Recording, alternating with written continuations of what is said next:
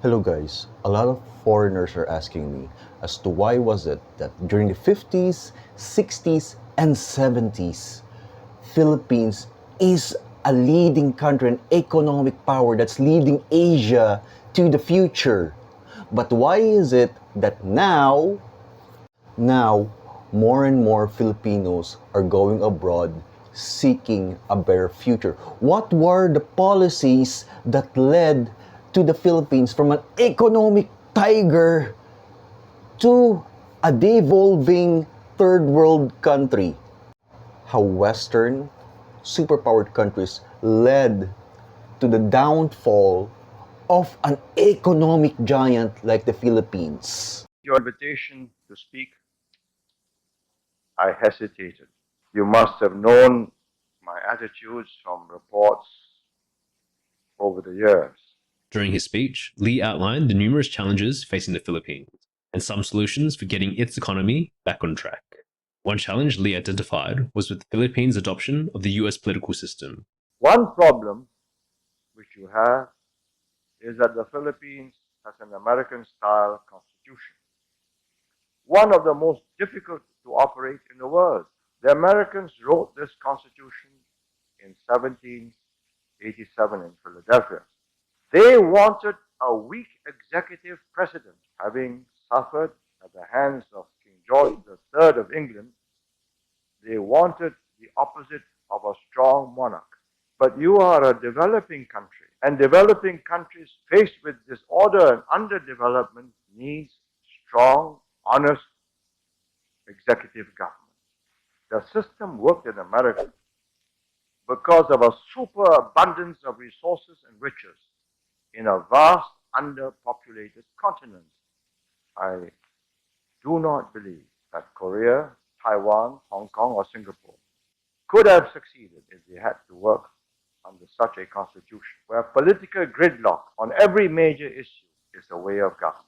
And you will notice for some 28 years now, the United States system has not functioned well in the United States. Another problem is the Philippines' adoption of US style free speech and press, stating that it has led to much confusion and contention among the people. The Philippines press enjoyed all the freedoms, but they failed the Filipino people. A wildly partisan press helped Filipino politicians to flood the marketplace of ideas with junk and confuse and befuddle the people so that they could not see what their vital interests were in a developing country.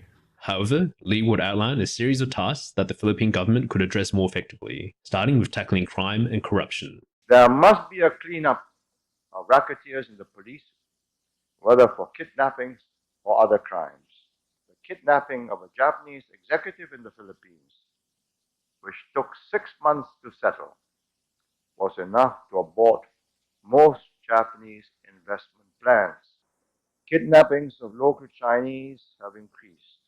3 victims, 2 university students, and 1 businessman have been killed.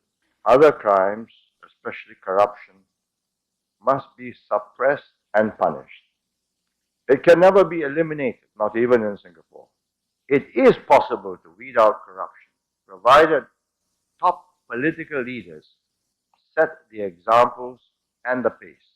An efficient and a strong anti-corruption unit under the President, with powers to investigate any person, however high up, and to carry it to a successful prosecution, will work wonders. Next, Lee emphasized that the government should dismantle the policies that protect inefficient oligarchs who dominate the economy.